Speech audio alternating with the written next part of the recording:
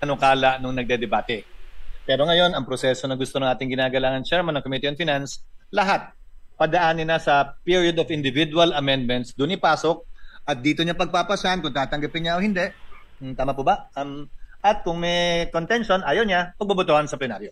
Pero ang tanong ko, nagalang-galang na chairman, in the interest of transparency, is it written in any portal who proposed the changes to the HGAB in the committee report? I'll give you an example. Out of the blue, yung Cagayan State University, pinroposa ng 77 million na dagdag. Pero yung katabi niya sa rehiyon na yun, Batanes State College, wala. May I ask, who proposed the 77 million increase?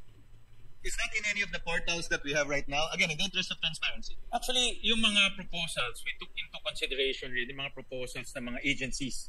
Diba, as we always practice, mga agencies po magpapadala ho dito ng mga recommendations, what to increase, what to augment.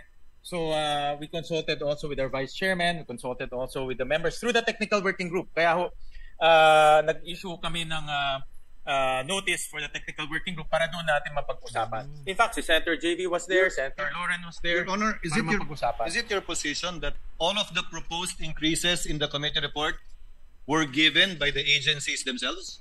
Halos lahat po. No. All or not all? Halos lahat. What about those that did not come from the agency? Kanino po nanggaling? Sino po ang proponent nun? May mga proponent po na galing po sa mga senators. Sino nga po at sino po ang nagpas? Sino yung proponent at sino yung nagpasya? Dahil yun po ang gagawin natin ngayon sa plenaryo, hindi po ba? Ipopropose sa floor, pagpapasyahan po ninyo. Kung hindi agree, pwedeng pagbotohan. So pwede po bang malaman, nakalagay po ba sa mas kinasaang transparency portal na ginawa natin, isa sa mga unang resolusyong pinasa natin, kaugnay sa budget, kung sino nag-propose individually nitong mga ito? Halimbawa po, I'll just pick at random, Your Honor. Yung 1 million increase ng Bureau of Treasury, agency? Proposal? Yan po ay galing po sa unprogrammed funds at inilipat ho natin sa program. Proposal po ba yan ng agency? Proposal ho ng technical working group nung pinag-usapan ho. Ano pong pangalan at address ni TWG? I mean, again, we want transparency, Your Honor, right? So we have to put it on the record. Yeah. The whole changes involved in the committee report is about, according to you, 326 billion. So isn't it just proper and right that we know who the proponents are of these proposals? Marami ho kasing mga proposals pinapadala ho sa amin in writing. In iba ho ay tinatry ho natin ma-accommodate by finding sources. So lahat naman ho yan in writing pinapadala ho Mr. Chairman, ulitin ko po ulit. Mr. President, I'm sorry. Wala naman pong problema eh. Ang tanong ko po, nakasulat po ba yan sa mas kinasaang transparency portal na nilabas ninyo kung kanino nang galing yung mga proposal na nilagay sa committee report ng Committee on Finance at sino po yung nag-approve? Hindi po pwedeng, alam mo yun, committee, Nakuha po. So, again, at random, I presume, the increase in the, I'm choosing at random, Your Honor, really. The increase in the Office of the President, same, agency proposal? Agency proposal ho yun. The increase in the OVP? The restoration ho yan sa NEP. In-store ho natin So, who sa NEP. proposed that? Did the agency propose that? Actually, may proposal ho si Senator Go doon sa restoration of the NEP. In fact, he proposed to even add more. No, that's the point I'm driving at, Your Honor. Again, given So all the of point, this naman ho, mayroong mga records na pinapadala ho. I agree, Mr. President. Compile naman namin. I agree, Mr. President. But And again, then, during the technical working group, we go line by line also. Lahat po ng mga items, line by line. And pinag-uusapan ho doon kung sino nag-propose, kung ano pa, kung hindi ho kaya ma-accommodate, ano ho pwedeng i-accommodate. Pinag-uusapan naman ho doon. again, agreed, Mr. President. We have no debate there. The point is, although it's collated, although it's compiled, is it found anywhere? It's in, hindi ho namin in-upload sa portal. If that is the question of His Honor. Yes. So it's not in any portal? But lahat ho yan ay may basis and recorded. Yes. I'm sure there is. Only that it's not in any portal. No, hindi ho. Pero lahat ho yan naman ay recorded. Just to cite a few more examples, which I'm sure are remembered by the good chairperson, yung in-increase po natin sa National Defense Agency proposal? Yes. In fact, 90 billion no ang request ho nila. All program. Because yung Mayowa nila na-exhaust na ho to 60 billion. Agency proposal through executive session. I noticed po na yung adjusted net sa DPWH, tinanggal na yung flood control. Yes. May I just ask our dear chairman, ang ating masipag na chairman, some clarification. So yung committee report that you submitted after the committee briefings, yan ang basis natin today. Correct Okay. po. And we started, I think, tama ba 11 days tayo nag-interpellation? Tama po. Okay. So are you saying walang amendments after the 11-day interpellation? Meron din po. Meron pong mga amendments din po. No, because I'm a member of the committee, I don't remember a meeting where we discussed the amendments to the committee report. Meron din pong mga amendments na ipropose. Yes. Di ba last day po tayo nag-interpellation Friday? Friday. Oh, after that, hindi nag-meeting ang committee. Hindi po. So, sino nag-decide sa amendments? Ang today po ang ipropose ay mga individual amendments. So yung committee amendments was naka-subsume na po doon sa committee report. No, so, again, just That we passed. so that I can clarify that. The committee submitted a committee report Correct. that you sponsored. Yes. Okay. Present. From that time to today, may amendments ba ang committee? Wala.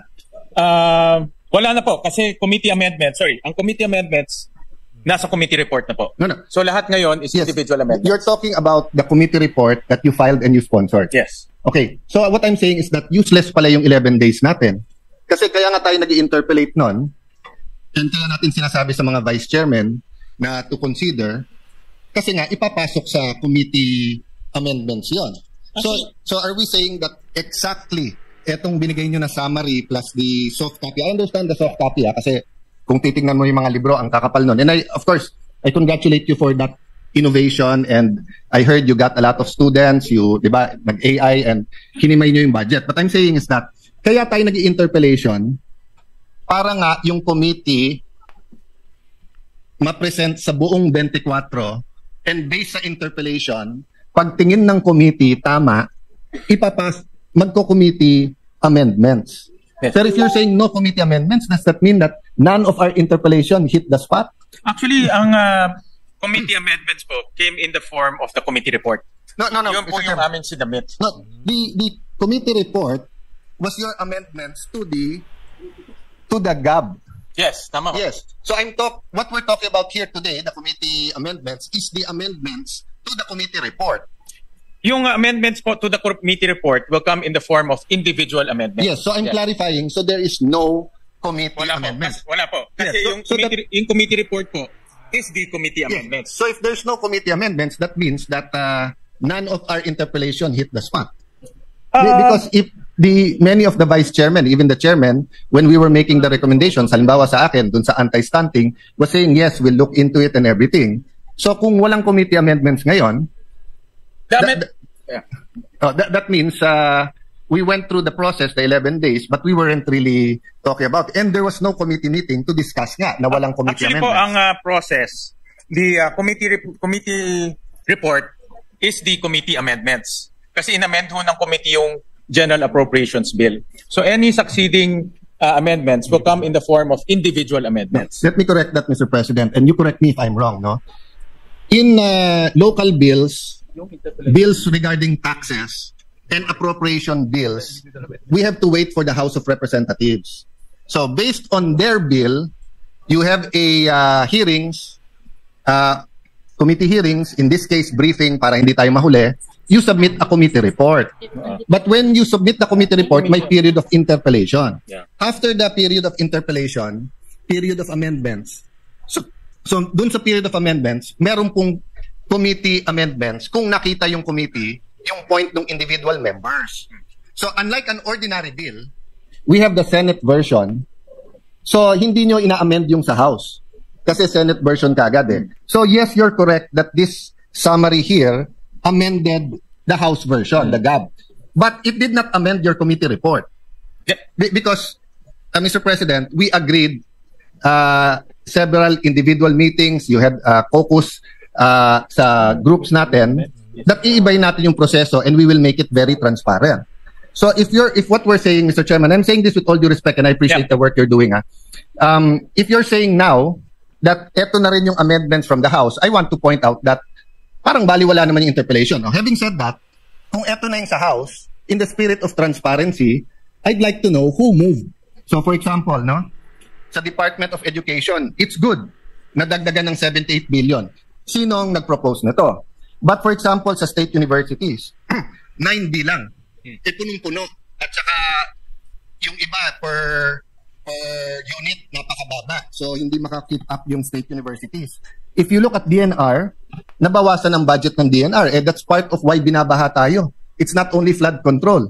It's also because of violations to not only rules and regulations of DNR, but because of going against nature.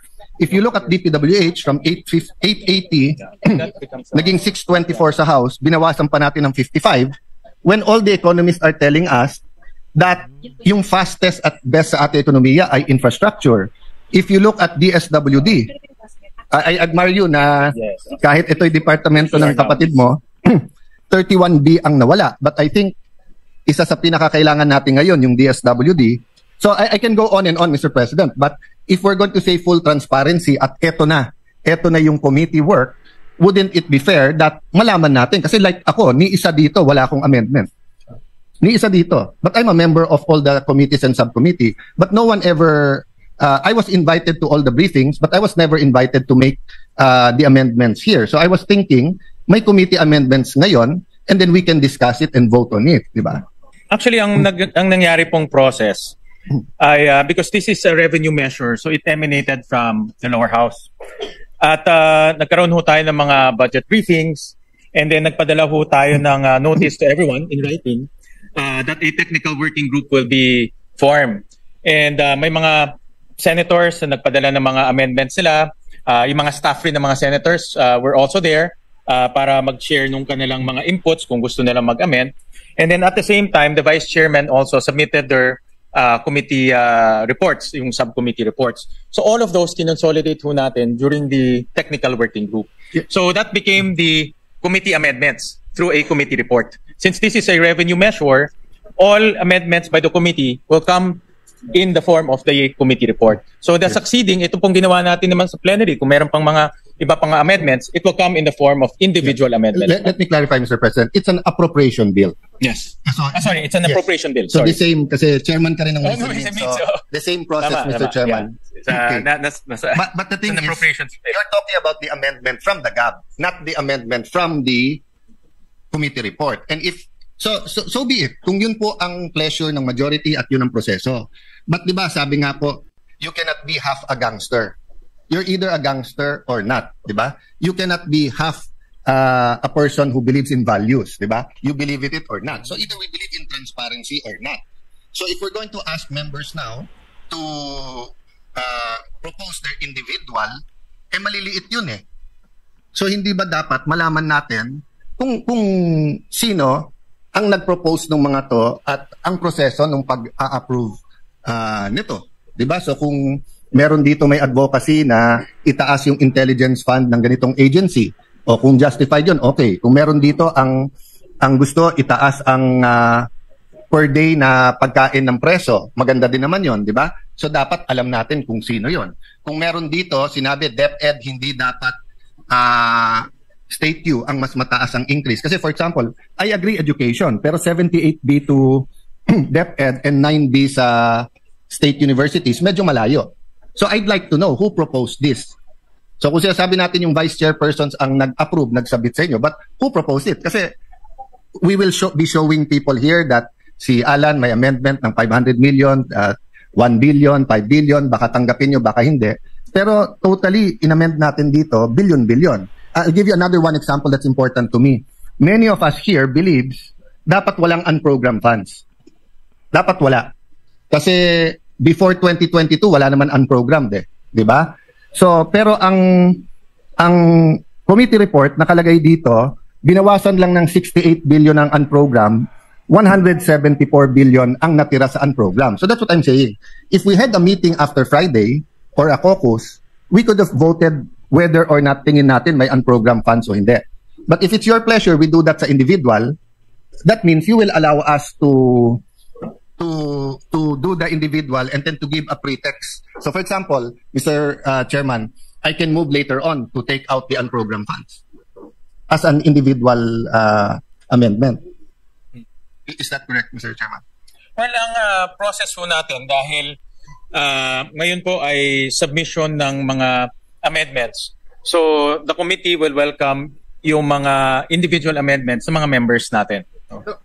Last point, Mr. President, because I don't want to belabor. What I'm saying is that it's an extraordinary budget with extraordinary problems. So dapat extraordinary din yung solution.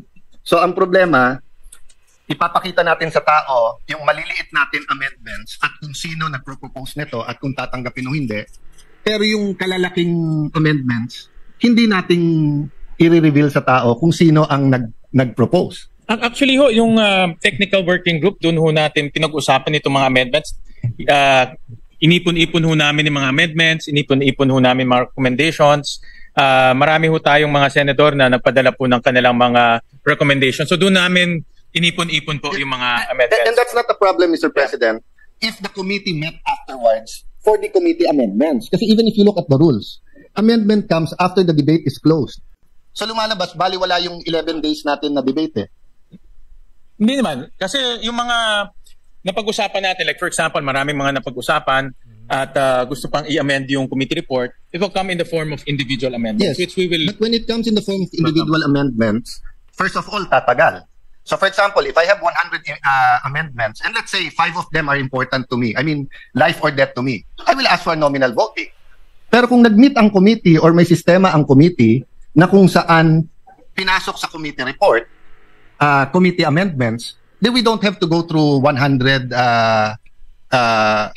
That's why in the previous systems, Mr. Chairman, I'm trying to be brief, but trying to explain it well. So I apologize to our Senate President and Senate President Pro Temp and Senator Win, no? Kasi nga this is new eh.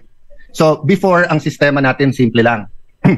So same system hanggang sa committee report, di ba? And then may interpellation tayo. Then sa interpellation, you talk to the vice chair. Then the vice chair talk to the chair, and then magsasubmit tayo, pwedeng in writing, pwedeng ano. And then, before mag-individual, papasok na natin kung ano sabihin yung committee. Pero hindi issue nun masyado yung transparency. Of course, to be fair kay Senator Lacson, ever since consistent siya. Nung meron pang pork barrel, tatanggalin niya yung isang para sa 24. Kapag may amendments na infra and he thinks it's pork barrel, he'll ask a question. So that's given. And some of us have similar advocacies sa mga binabantayan, di ba? Maglalagay ka dito, hindi dapat. Okay. But in general,